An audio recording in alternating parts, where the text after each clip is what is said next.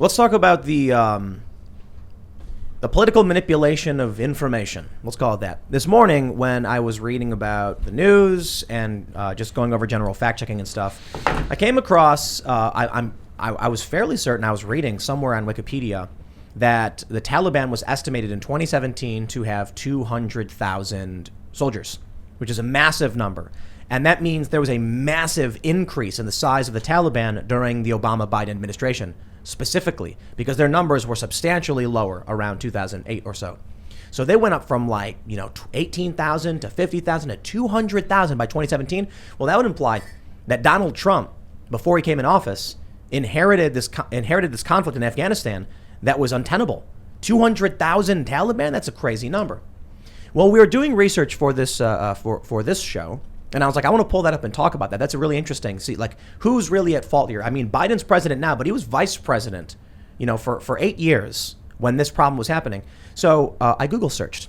Here's what you find when you Google search Taliban size in 2017. It says in 2017, the Taliban was estimated to have 200,000 troops, and that's the Wikipedia entry for the Taliban. However, if you actually go, that entry has been removed and they've changed. I'll just go right in. They've changed the year, check this out, to 2021. Now look at that. That's really interesting because, why those years and why remove that source and then say 200,000 in 2021? Well, in my opinion, it changes responsibility. If you're saying that in 2014 there were 60,000 Taliban, you're basically implying that under Donald Trump, the Taliban massively grew in size. Yet when you Google search it, it said 2017. So which is it? Honestly, I don't know for sure. The sources have changed. And I'll tell you this. Everybody is going to try and use that to point the blame at the other side. But I do think it's fair to say Obama, Biden had 8 years of this. Trump came in, put in a deal to shut it down. I'm glad it's finally over. I can say that. I don't know if you guys... what your thoughts are on the numbers. Yeah, I don't know who keeps count on the Taliban on Taliban numbers. If it's the intelligence community, they were saying a couple of days ago that Kabul can hold the Taliban push for 90 days, and it held for 90 minutes or 90 hours. Yeah. So isn't it crazy to think that they have 200,000 though? That's I'm wondering if they number. changed the way that they measure who's in the Taliban or not, like they do with the census. Like how Obama did when he started killing civilians. Right. Like it could be any non-American. Yeah, I saw a tweet, I think I forgot who it was. He said that any refugee red tape from Afghanistan needs to be removed, and we need to welcome in refugees. So I wrote, what's the process for the US to protect against former Taliban members who will then claim they're refugees? It's not like the U.S. has a database of exactly everyone who was part of the Taliban. Right. So I think a lot of these numbers, whether they're more or less, I think it's just guesses, estimates, which if it's from the intelligence community, it's potentially flawed, as we have seen many things that they estimated about Afghanistan being totally flawed. So the source for the Wikipedia that says 200,000 is in January. Now here's the funny thing. Al Jazeera, the Taliban explained, they say on the 25th of July, 2021, and updated on August 15th, they mention, scroll right down, the group is believed to have 85,000 full-time fighters across the country and exert control over more than half of the country's roughly 400 districts. Why isn't this article, which is newer, used as the source on Wikipedia? Why was the data changed? It's good propaganda, baby. That's a lot of Taliban. Makes us look like the good guys. Isn't it crazy to think that we're in an information? I'm not going to say one is right. I'm sure someone will make their argument. They'll be like, oh, well, that was an official report, from, a military contractor or from the government. This is Al Jazeera. And then someone could argue, well, Al Jazeera's got resources in the region. They certainly have better access to the information. They're going to know better. Everyone's going to argue. But I'll tell you this, we are constantly in the middle of propagandistic warfare. It's a horrible reality of the world we live in. We used to have TV commercials. Now it's constantly they're changing history. The news breaks. It looks bad for Obama, so they had 4 years.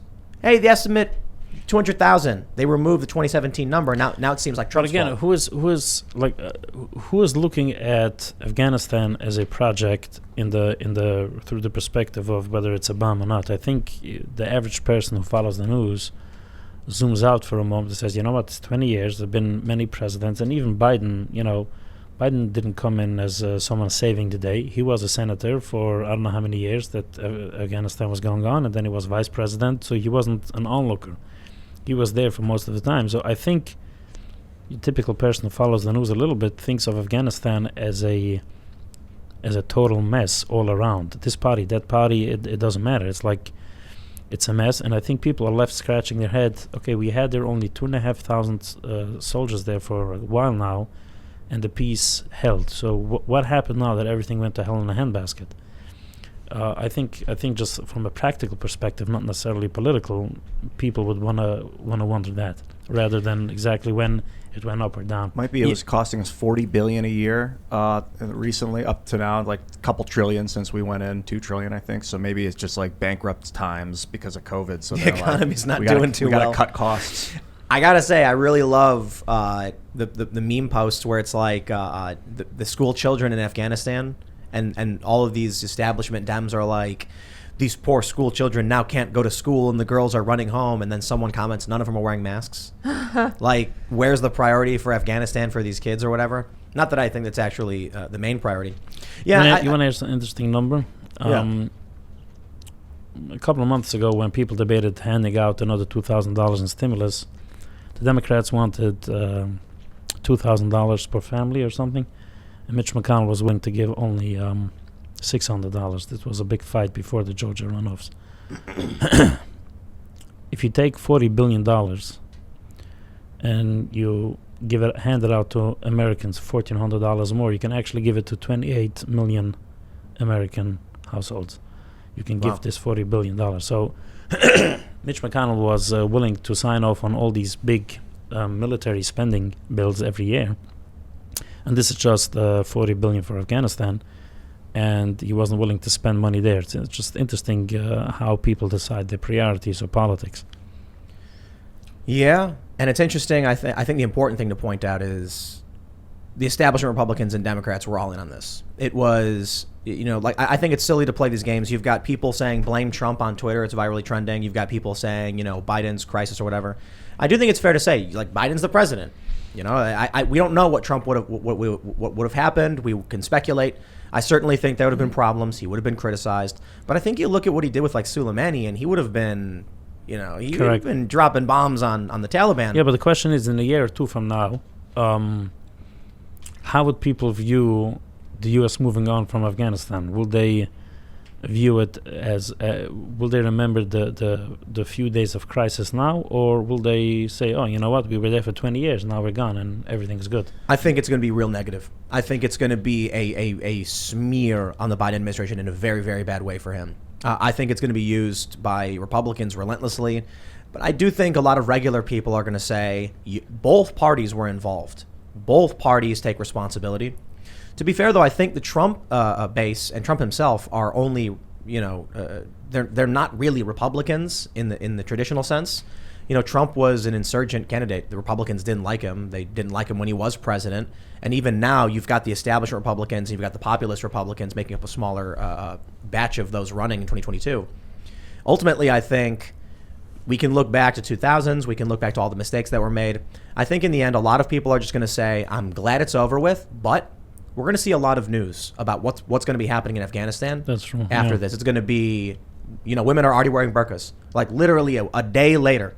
And you see all the women, you even have the reporters, that Clisser Ward from CNN, mm-hmm. She's wearing the burqa now. She is saying that the meme isn't correct, that she made this dramatic change. She always wore a headscarf, but now she's wearing the more, but serious she said, one. Yeah, she wrote she's wearing something more. And as I wrote on Twitter, it's interesting how some reporters, I'm not saying she specifically, they are, they have the self-proclaimed guts to go after the pro-religious states here in the U.S., but when they're overseas, they respect religion.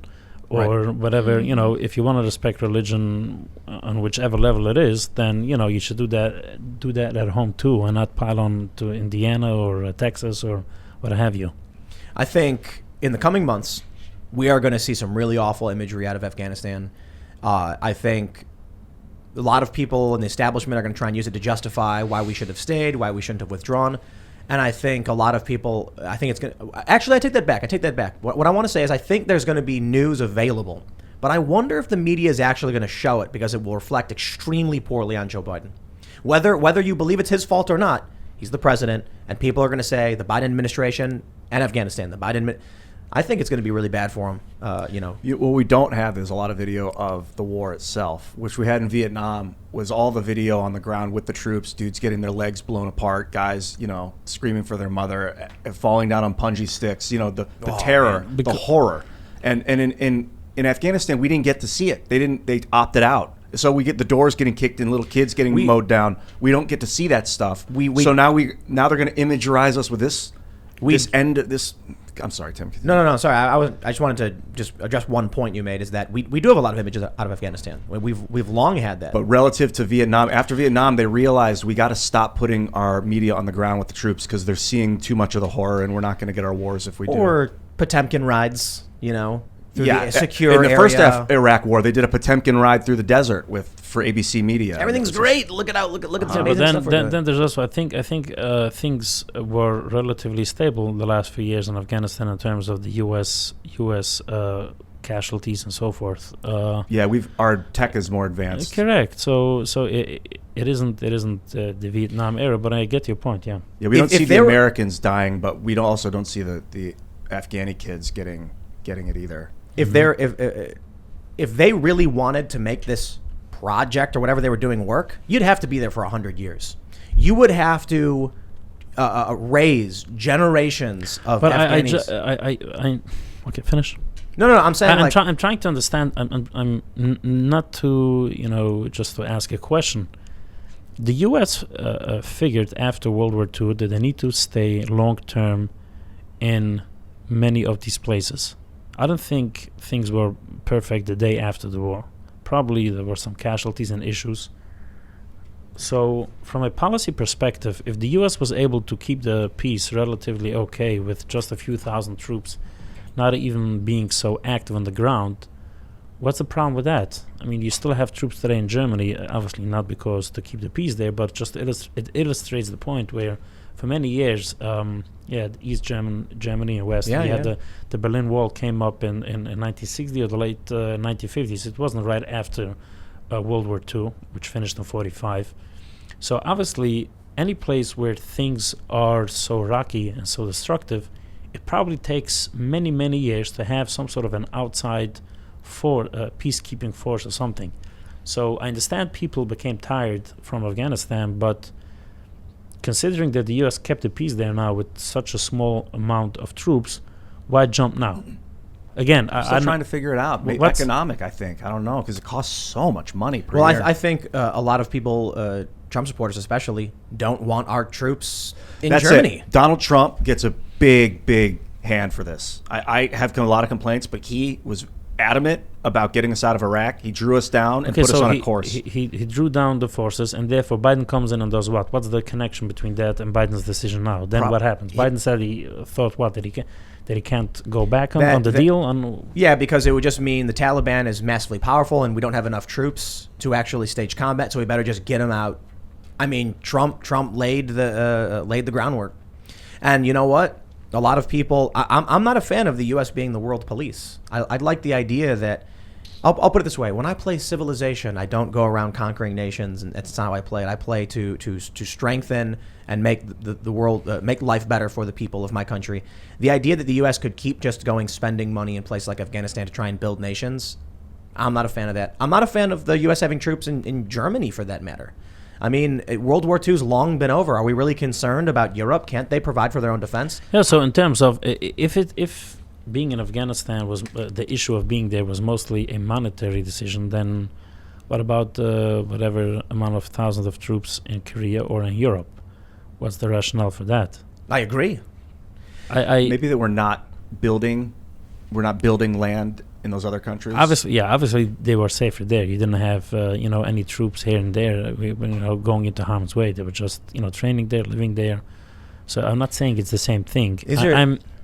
I'm asking this from both ways. On the one hand, if you look in the war in after Korea in the 1950-1953, or you look in Europe after 45, the U.S. has troops on the ground till today. So why not do it in other places? On the other hand, if in terms of cost, so if you went out of Afghanistan due to cost, then get out of Korea and Europe too. There's a big difference. World War II, after World War II, you had the Soviets, obviously, and we split Germany in half. Yeah. And then with the rise of the Soviet Union, their expansion, you had Vietnam and Korea. The idea there was stop the expansion of communism. I'm not saying I agree with any of that stuff, but I don't know what would have happened. The idea, I suppose, to try and play devil's advocate, would be if you don't stop the spread of communism and they keep taking more and more countries, eventually it'll be impossible to stop the rise of this authoritarian system that murders hundreds of millions. So the U.S. says we're going to engage them in proxy wars and defend Korea and Vietnam. They fail. We failed in Vietnam. Korea is effectively a 60 or whatever stalemate, year. Stalemate. And then eventually the Soviet Union collapses anyway. So I don't know if the U.S. You could say the U.S. succeeded in stopping the expansion of communism, which ultimately fell. But what about Afghanistan has anything to do with that giant threat? It ultimately correct. In other words, just yeah, like because if it's a military threat, the military hardware that the U.S. has these days, by sending in a strike team or droning something or someone, I think it's not the same. It's an interesting point. I think after World War II, they did the liberal economic order. They set up like the world police. 1946, England, United States, France decided we're going to set up a global military force to prevent World War III. They call it the liberal economic order. That's where they started building all these military bases. And they set up a world of limited war. And Henry Kissinger, for instance, is a huge proponent. But I think we've eclipsed the age of limited war. It no longer makes sense. And it no longer makes sense to have all our troops in a centralized spot. They're too vulnerable. We do our things from drones from far away. So I think you can cut back from Korea even more and come on from Europe. Thanks for checking out this clip from the Timcast IRL podcast. If you want to see the full show, come back to this channel, youtube.com/TimcastIRL, Monday through Friday at 8 p.m., where you can leave comments and super chat, and we actually will read your comments on the show. Don't forget to like, share, subscribe, and if you want exclusive members-only content, segments you can't get anywhere else, go to timcast.com, become a member, and we even have full bonus episodes. Thanks for hanging out, and we'll see you all next time.